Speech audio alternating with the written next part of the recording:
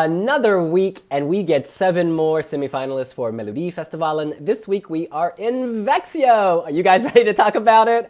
Let's do this!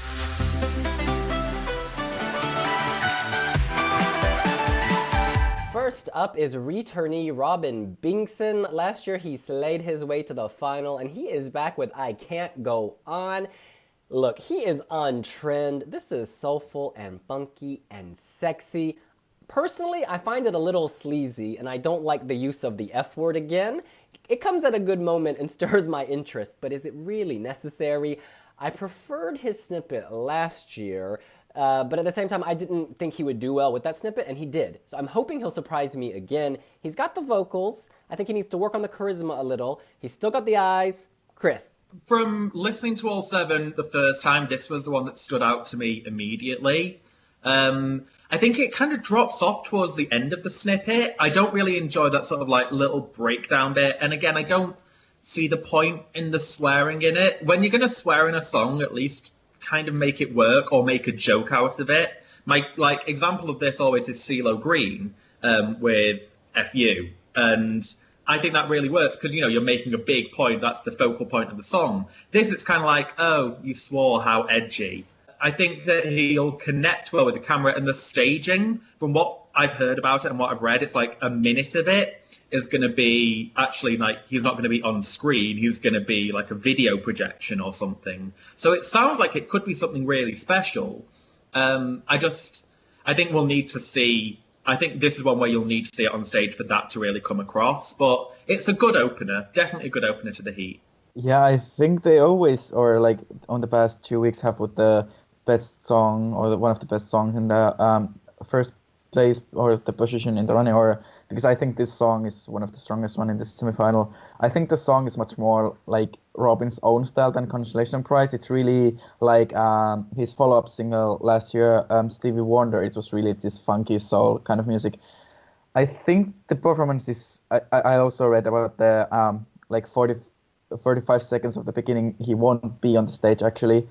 So we have to see what it like. It can be really boring or really interesting. I don't know, but I like the song. It's really danceable. It's really funky. It's really, it's modern, but it's not like too modern. Like some songs, especially like in Latvia or Estonia, are often really too modern. But in Sweden, they always have like the song of 2017, and that is good. I think Robin will do well in this year, and maybe even do better than he did last year with Consolation Prize. The other returning artist is Krista Siegfrids with Snurra Min Jord, Spin My World.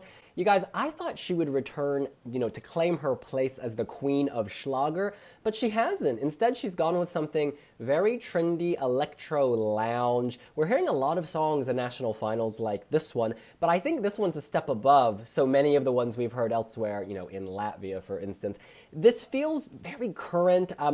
I'm hoping it leads to a big banger of a chorus. She told us in an interview previously that it would do just that, and you can see how the shape is forming and she's leading to that. It's instantly gripping. I think there's a lot of promise here. Obviously, we haven't heard the final 2 minutes, but it's looking good for the beauty from Finland. It kind of cuts off just at the moment where you want it to take off. So hopefully it will. It's definitely an improvement on Falle from last year, I think. And it does kind of trick you in because the first 30 seconds was like, oh, she's kind of doing a bit of a Schlager thing. But then it drops into much more of a conventional pop song.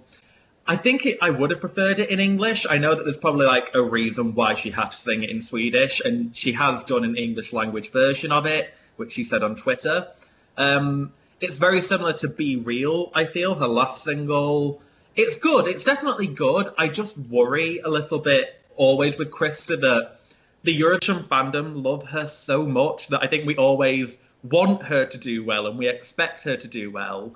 Actually, whether or not Sweden will vote for this, I'm not too sure, but it's definitely a good effort. It's not my favourite song of the semi-final, but it's good for what it is. Yeah, I think it's definitely better song than Faller. Faller was really slugger. It didn't work for Eurovision. Maybe it worked for Melodifestivalen, but then again, the selection is for Eurovision, and that's just for songs that maybe could do well in Sweden, and Faller didn't do well in Sweden. I think Snurra Min Jord could actually be a hit. The song is really good. It's really, I think the opening 30 seconds are not as good as Faller, because Faller really started from the beginning, but this takes some time, and I think that after the 1 minute it will really explode, and I hope that. But again, it's not as good song as Krista could do, because Krista, her music outside Eurovision is so good. I love Krista so much. But the songs that she had in Eurovision and in Melodifestivalen, they are not that good. And also the song she performed at UMK final, it was so much better. And I really hoped it would be something like that. But this song, it's okay. I hope that Swedish people like her as much as we do, and I hope that they will vote for her. But I have my worries that this song is not strong enough to do well in this heat. We turn to Anton Hagman with the song Kiss You Goodbye. I'm gonna kiss you hello. He is serving face in this promo image. And yes, I know I'm married. Stop commenting on, oh, William has a husband. You can be on a diet and look at the menu. In any event, this song is very singer-songwriter at the beginning. I picture him sitting in a cafe run by lesbians, strumming away, and then he kind of launches into the chorus, which is much more alive. I guess what I'm trying to say is I like it up to a point, because it does seem that it's going to be very one note. I think he really needs to mix it up in the final 2 minutes, or I'm going to get very bored very fast, because I like the first bit, and the second bit I'm like, okay, you still got me. But can he keep me there? I'm not yet convinced. But it sounds like he has a great voice.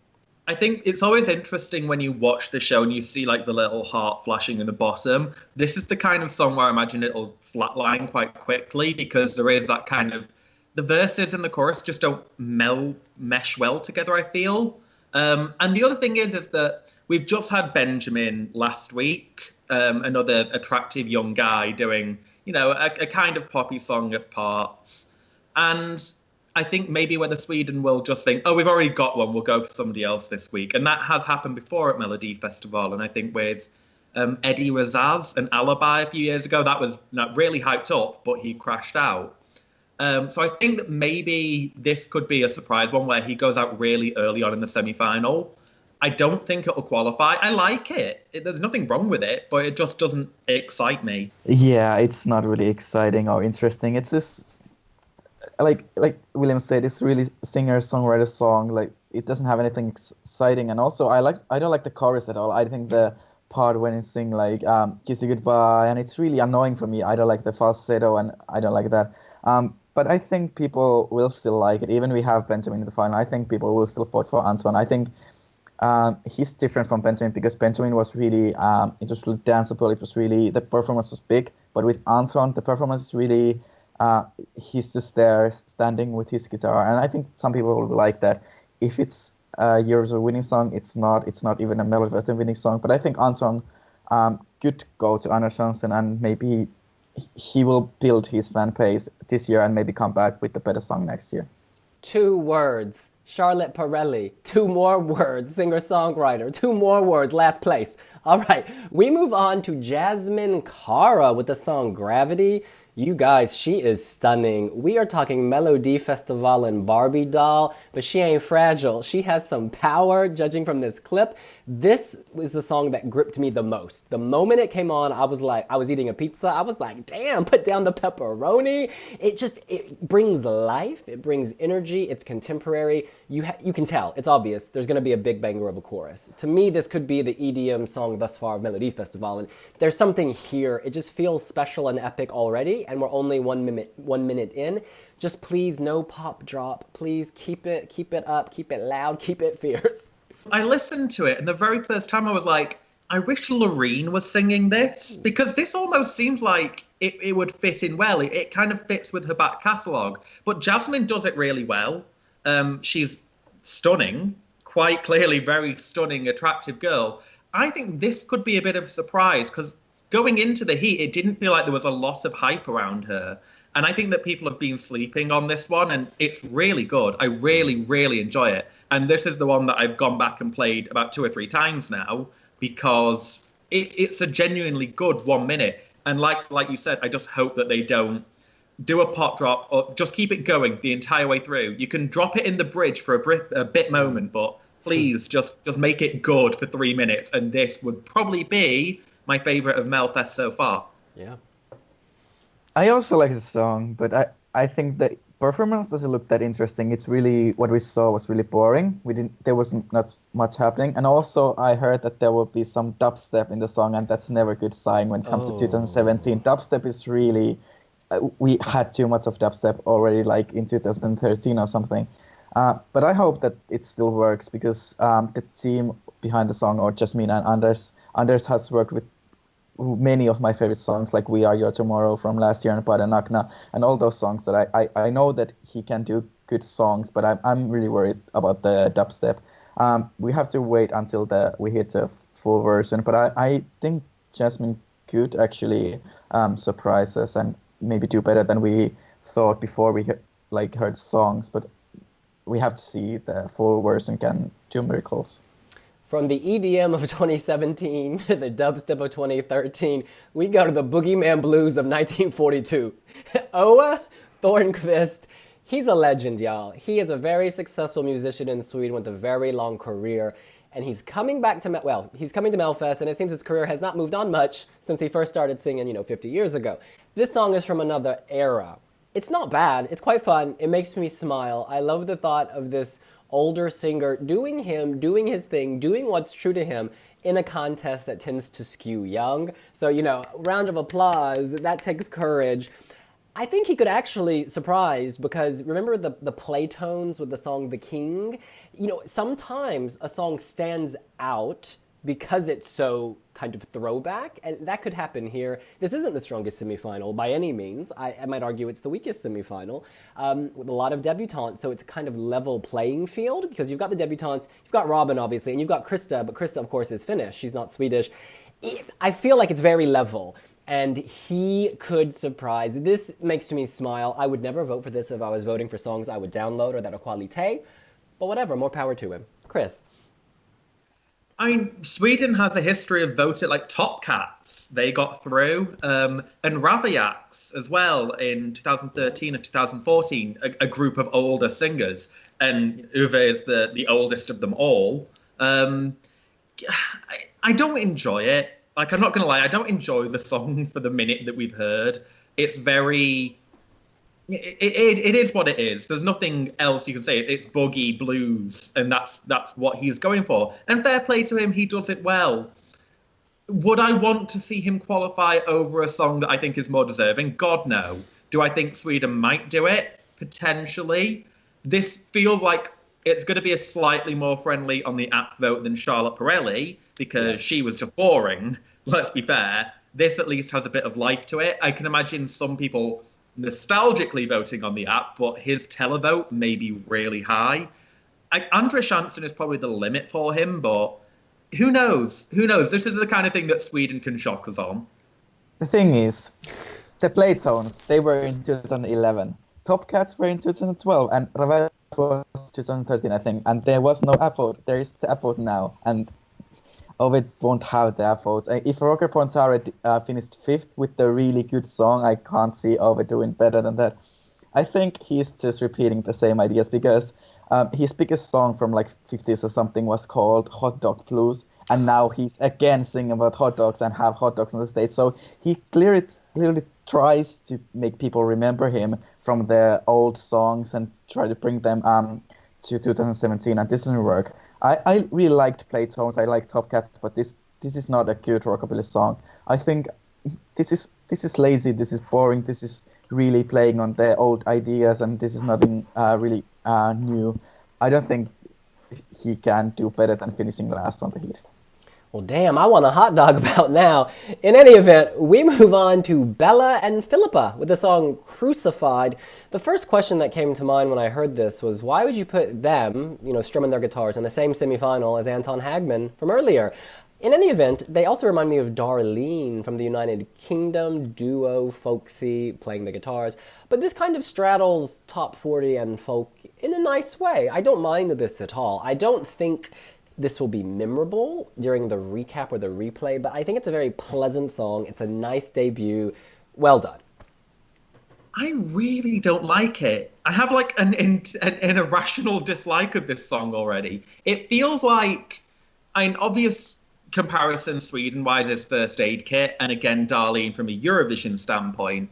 But it feels like the discount Christian folk rock version of those acts. Because like they're talking about, oh, baptized and religion and crucified. And I'm sitting there, I'm like, what are you trying to sell me?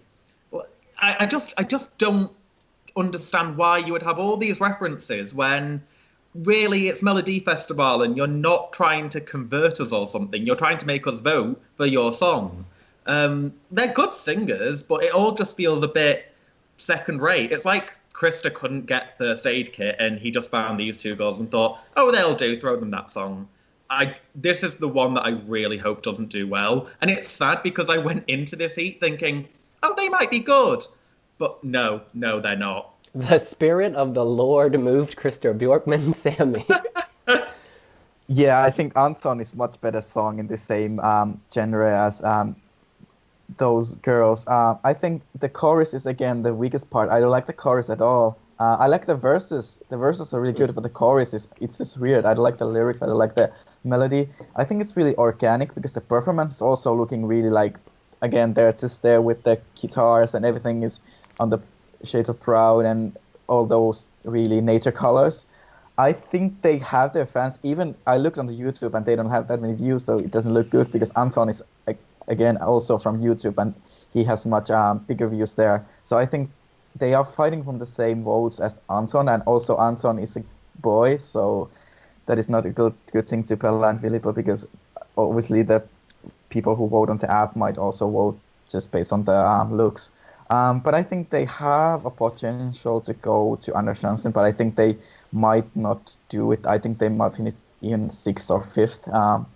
But I don't know, maybe some people like it, but it's not also my cup of tea at all. And finally, we move on to FO&O, or Fooo, I don't know. It's Got a Thing About You. The group formerly known as the Fooo Conspiracy, they lost one of their members. He didn't die, he just left. And so they dropped one of the O's. This is very boy band cliche. However, it's boy band cliche done very well. This is better than Lighthouse 10. I'd say this is better than the Backstreet Boys, certainly more contemporary. They're very easy on the eyes. There's an anthemic quality to the chorus. This may not be my, preferred genre of music, but I think they're doing it very well. If I go into Primark, I may not be the biggest Primark shopper, but I can find something to wear. And this suits me. This song, I think this is going through. I think they've got the preteen vote. They're going to have the app vote. It kind of makes me want to raise my iPhone flashlight or a lighter and just wave. There's something nice about this. I don't want to be a fan of the genre, and yet I find them kind of convincing me that I am. I think I was expecting a little bit more from them. I do feel a little underwhelmed from the clip because it does feel very One Direction 3 or 4 years ago. And boy bands are kind of going out of style now, it feels like, so maybe they're a bit too late. They're good. It's a good song, definitely, and I do think I would be shocked if they didn't go to the final. It wouldn't be my choice to go to the final, but it feels everything is set up for them to do well. It's not a Melodifestivalen winner. No way should this win, and I don't think it will. But it's very boy band. That's the ultimate thing. It's better than, say, David Do. It's a lot more serious, but I almost feel like David Do will do better in the end. It's good. That's all I can say, really. It's good. That's all it has. Yeah, I think this is like kind of song in the album of boy bands where they show really that they can sing, because usually their biggest hits, they are just really average songs and they don't really show off their vocals. But this kind of song is the song that really is like, oh, look, we actually can sing as well. I think it's really... It's a letdown. I think the hype around the band was much bigger, like, I don't know, a few years ago, and now they are like a little grown up and they want to do different side of music. The performance, actually, I'm pretty excited because they will have similar flying platform as Eric Saade did in 2015. So maybe with the performance they can make it more interesting. But as of now, I don't feel the song you talk about Lighthouse 10, and I think that song was more anthemic. It was more made for Eurovision. It was more made for big stadiums. But this is not. This is really a song to listen from your Spotify, and maybe that's all. You don't really see this in Eurovision. Wow, final question. Let's make our predictions for the final and Andres Chansen. I'm going to send Jasmin Cara and FO&O to the final. These are not my top two songs. Jasmine's my top song, FO&O is not. But I think, yeah, the last act has qualified from the previous two heats, so I imagine they have big staging. That's going to get them a lot of points. And I think Andres Chansen then would be Krista and Robin Bengtsson, although Robin Bengtsson could qualify direct. Chris? I think it'll be Robin and FO&O direct to the final. I think Jasmine will be Andres Chansen, and I would prefer her to FO&O if it was my choice. And I don't know about the other one. I think it'll be Anton, or maybe Bella and Philippa. They're kind of very much on the fence, but I'll lean on Anton. I'm thinking the same as Chris. I think Robin Bengtsson and FO&O will go to the final. I think they have the biggest fan base. They have, the effort will be really good for them. And Anton and Bella and Philippa will fight for the last spot in Andres. And I think Jasmine, if the song is good enough in the full 3 minutes, she will go to Andres. But if the dubstep is really lazy and good, then I think maybe it will be just Anton and Bella and Philippa. I'm just worried because Bella and Philippa and Anton are basically fighting from the same vote, so only one of them can actually make it. I hope that Krista surprises us, but I can't see that happening. I think she will do as well as she did last year, and that's really sad because she has the potential, but the song is not just good enough. So I think Robin and FO&O will go to the final, and Anton and Jasmine will go to the Andres. We have never been more divided and confused. What do you think? You can let us know here on wiwibloggs. And please like the video. And also subscribe to our channel, which is hit 25,000. Maybe we can do 30,000 soon. See you later. Hey, dog! Bye.